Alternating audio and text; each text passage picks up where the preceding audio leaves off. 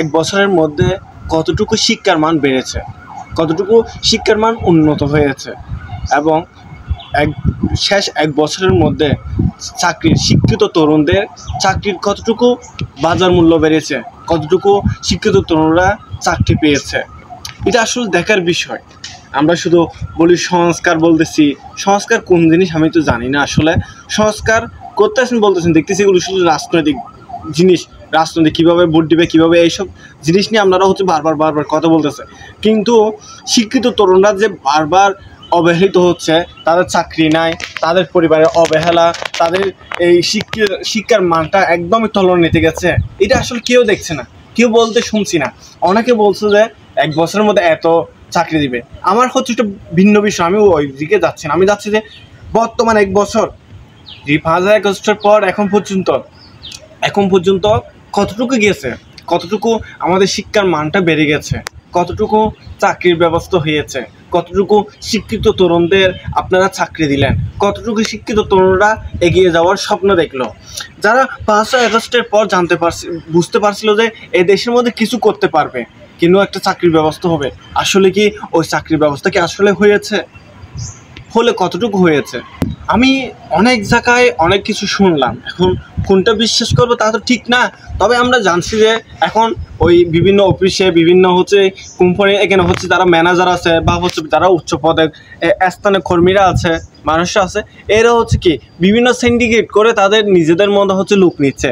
কিন্তু যারা সিভি জমা দেয় বা সিভি দেওয়ার জন্য একটা সিভির মধ্যে প্রায় অনেকগুলো টাকা খরচ হয়, সে খরচ করে সিভিটা জমা দেয়, ওটা ওরা দেখে না পর্যন্ত। আমাদের মনে হয়, আমরা যতটুকু বুঝি তারা দেখেও না এটা, কিন্তু ওদের মধ্যে সিন্ডিকেট করে এরা এখন চাকরি নিয়ে ব্যবস্থা হয়ে যাচ্ছে যার।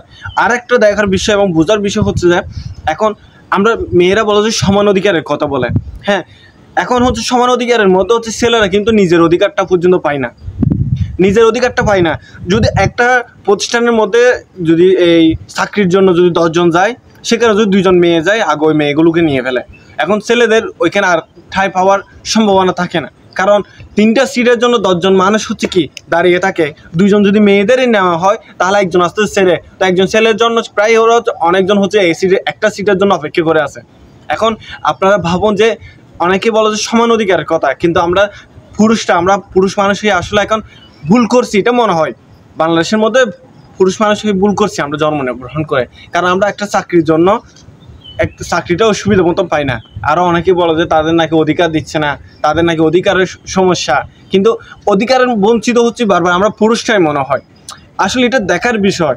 আমরা আমাদের পরিবার বা আমাদের পরিবার যারা আছে, তারা আমাদের উপর আশা করে বসে থাকে যে আমাদের ছেলে একটা চাকরি করবে, আমাদের টাকা ইনকাম করবে, কিন্তু ব্যক্তিগত একদম বাস্তব কথা যে ওই পুরুষ মানুষরা রাস্তায় ঘুরে এবং তারা অবহেলিত হয়।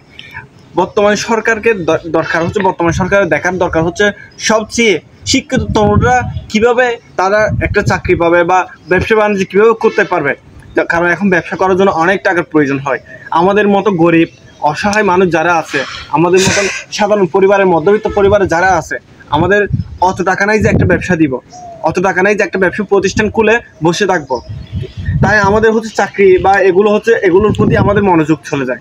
যদি সরকার বলে যে আপনারা ব্যবসা করেন, ব্যবসা করার জন্য আমরা টাকা কীভাবে পাবো, এটা কিন্তু একটা দেখার বিষয়। কারণ এখন মুখ দেখে তো টাকা দেয় না, মানুষ সুদ খুঁজে।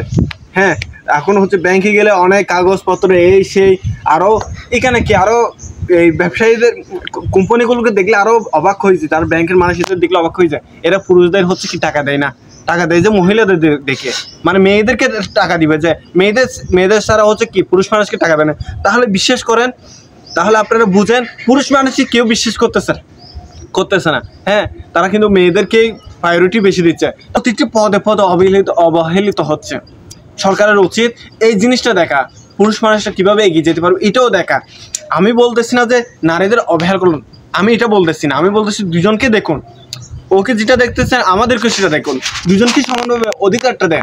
আপনারা কাউকে বেশি দিবেন, কাউকে কম দিবেন, আচ্ছা এটা দূরের কথা। এখন বছর শেষে আমাদের চাকরির কতটুকু ব্যবস্থা হয়েছে, কতটুকু শিক্ষিত তরুণ তরুণীদের আপনারা কি চাকরির ব্যবস্থা করলেন, তাদের চাকরির ব্যবস্থা হয়েছে।